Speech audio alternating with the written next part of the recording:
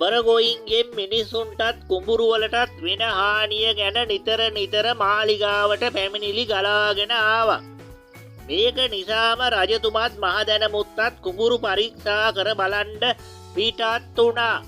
මේ කාරණාව ගැනත් ඔහෙලට කියන්න ඕනේ. හැබැයි මේක රහසක්. රජතුමා කුඹුරු බලන්න ගියාට මොකද කුඩා කාලේ ඉඳන්ම කබර ගොයින්ට පණ බයයි. ඒ වුණත් මේක ගැන කිසිම කෙනෙක් දැනගෙන හිටියේ නෑ. මහරජතුමා කුඹුරු පරීක්ෂා කර බලන්න මහදැනමුත්තත් එක්ක ඇවිල්ලා තියෙනවා කියලා ආරංචි. ඒ වුණත් ඉතින් මේ සත්තු මාරු කරන එකන්නේ මේගොල්ලෝ කරන්නේ.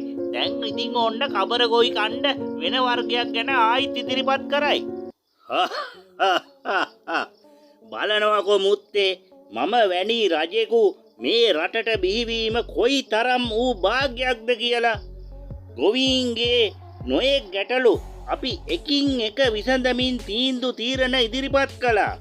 ඒ විතරක් නෙමෙයි මේ මගින් මේ රටත් ඉදිරියට යනවා. ඔය කියන්නේ අපූර්වට හරියට එයා ගැටලු විසඳුවා වගේ.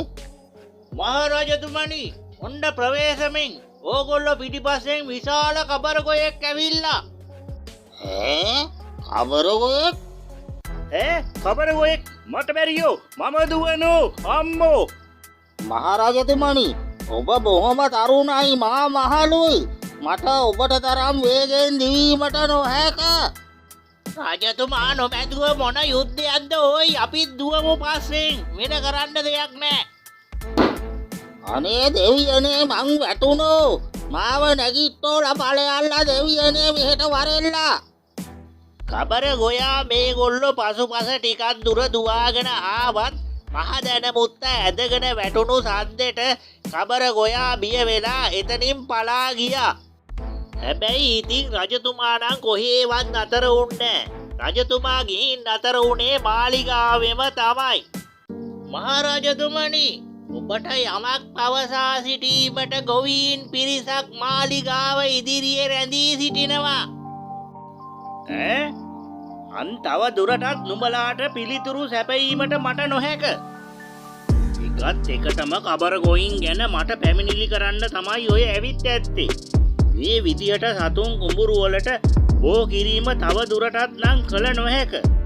වචනයකින්ම පිළිතුරු දීලා මේක මං අදින් ඉවර කරන්න ඕනේ. මාගේ රටවැසියනි කුඹුරු වලට හානි පමුණුවන සතුන්ට තවත් සතුන් වර්ග යොදා දඬුවම් කිරීම මම අදින් නවතා දමනවා. ඉතින් මේ කබර ගොයින්ට දඬුවම් කිරීම මින් පසු සතුන්ගෙන් කෙරෙන්නේ නෑ. මෙය අපි විසින්ම කළ යුතුයි. මේ කබර ගොයින් අපි එල්ලා හමගසා උන්ගෙන් සපත්තු හදන්න මම නුඹලාට යෝජනා කරනවා. අපගේ මහරජතුමාට ජය වේවා. ජය වේවා. අපේ මහරජතුමාට ජය වේවා. ජය වේවා. අපේ මහරජතුමාට ජය වේවා.